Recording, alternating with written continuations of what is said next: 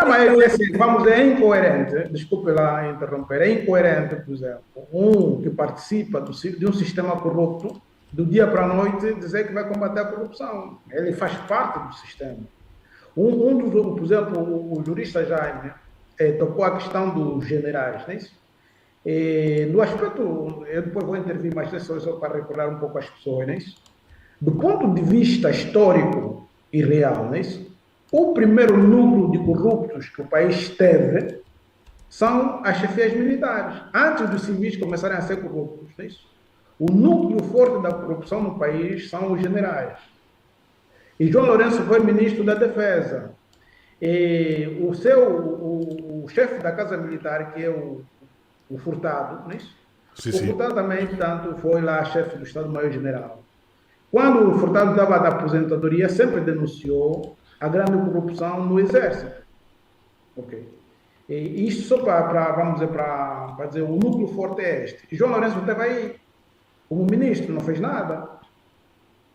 Sim, Frei, desculpa lá, com senhora. base no que está a Sim. dizer, já volto ao coque, claro que é uma coisa que salta à vista.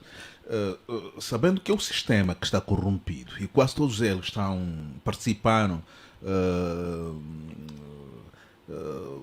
da distribuição do património público, não seria mais sensato se houvesse uma clemência e se partisse de um outro ponto, esquecendo tudo aquilo que foi cometido no passado?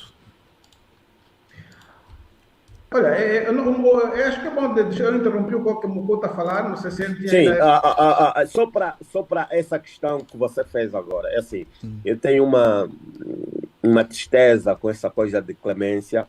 Recentemente no meu prédio perdoaram todos que deviam no prédio. Agora é minha vez de não pagar, percebe? Ok. Porque a ideia é que daqui a pouco vão voltar a perdoar.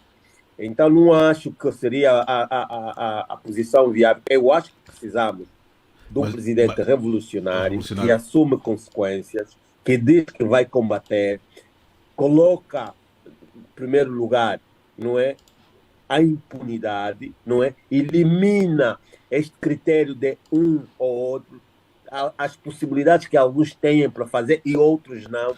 Eu acho que é isso que nós Mas, precisamos. Um presidente que Coca, assume. desculpa.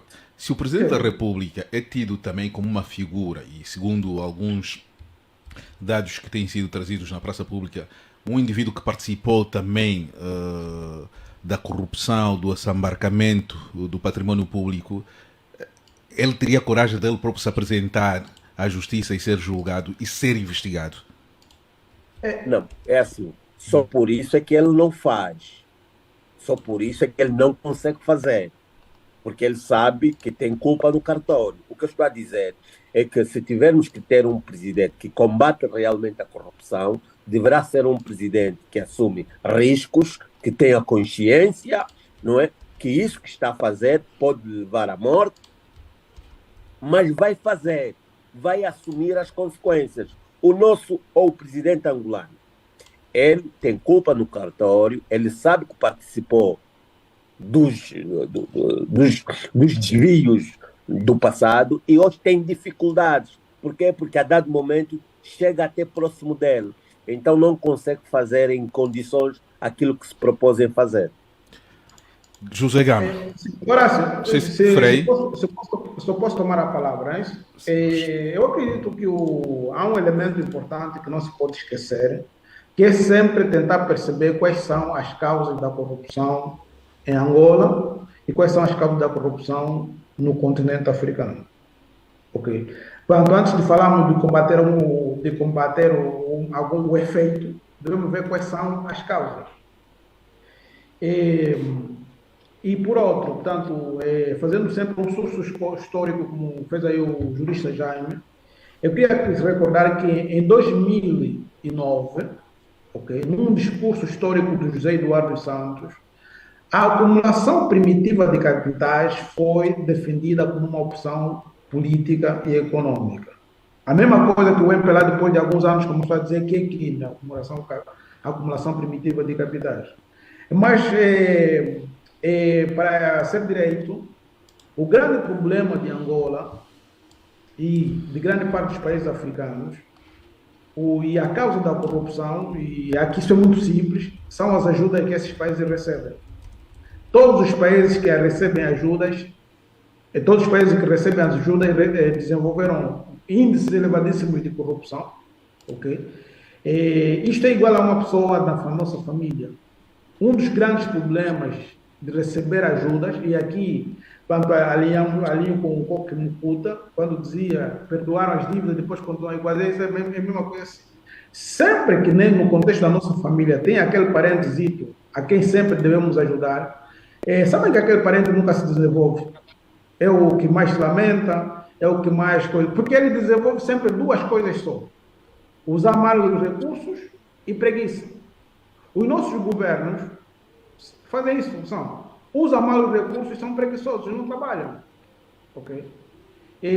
Porque não são recursos que, vamos dizer, a economia, nós no país de Angola praticamente, nós não temos economia, porque nós não trabalhamos. Se recorre ao Fundo Monetário Internacional, se recorre à China, contrair dívida, é coisa de preguiçosos. Tá? E esta é a causa da corrupção. Por quê? Quando uma coisa não custa o teu suor, você não aprende a valorizar. Isto é um aspecto. Mas também aqui não vem a apetência de enriquecimento fácil, Frei, e a facilidade com que o próprio sistema acaba por o colocar nas mãos dos gestores públicos?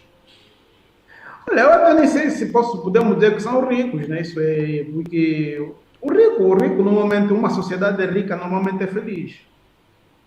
Não sei se os nossos ladrões são felizes. Em todo caso, eu queria aqui dizer uma coisa, que nós devemos ser muito sérios. O MPLA não pode combater a corrupção sem colocar em risco a própria existência. Esse é isso. Simples, eu repito. O MPLA não pode combater a corrupção sem colocar em risco a sua própria existência. Por quê? Toda a história do país, toda a história econômica do país, passa por um núcleo pequeno do MPLA. Por exemplo, nesse momento você tem João Lourenço no poder.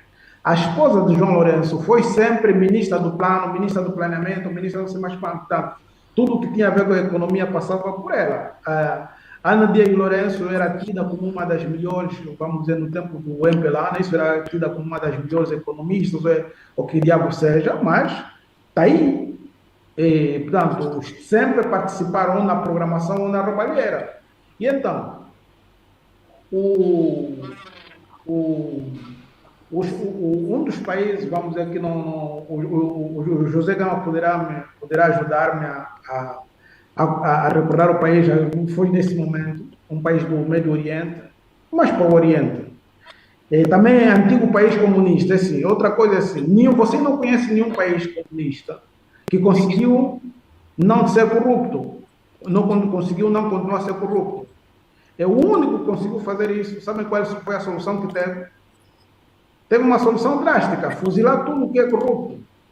Acho que o José Gama vai recordar para o país. Mas isso não funcionaria para o nosso caso, Frei? Não funcionaria. Isso para dizer que se nós queremos combater a corrupção, né? Queremos combater a corrupção neste momento, precisamos de duas coisas. Isso nós encontramos, inclusive, parece que nós vivemos num mundo como eu às vezes digo, num mundo de idiotas. Já em 1789, na França, quando existe a chamada Declaração dos Direitos do Homem e do Cidadão, de 1789. Nessa declaração, existe o ponto 15 e o ponto 16, o artigo 15 e o artigo 16 dessa declaração, que diz o seguinte, o artigo 15 diz o seguinte: a sociedade tem o direito de pedir contas a todo gestor público pela sua administração. Eu vou já explicar por que eu citei esse artigo. O segundo artigo diz assim, o artigo número 16, qualquer sociedade em que não esteja assegurada a garantia dos direitos, nem estabelecida a separação dos poderes, não tem Constituição. E João Lourenço, quando começa o seu governo. O primeiro erro que comete logo foi aquilo, vamos dizer, a declaração dos bens não é pública. A declaração dos bens de João Lourenço ninguém conhece, é segredo. Quer dizer, não se sabe quais são os bens que ele tem e também não sabe como os adquiriu. Então você aí não tem transparência, você só combate a corrupção com verdade e transparência. Portanto, um dos primeiros elementos que era importante fazer é isso. A declaração dos bens devia ser pública, para as pessoas saberem que, em função do trabalho que a pessoa teve, ou do emprego da pessoa, corresponde à riqueza que tem. Se o próprio João Lourenço não quis declarar publicamente o que tem, portanto, ele não é transparente e você não combate a corrupção. A corrupção se combate com verdade e transparência. Okay. E sem verdade e transparência é uma das coisas que o MPLA não consegue. O MPLA não consegue ser nem verdadeiro, nem transparente. Portanto, não pode combater a corrupção.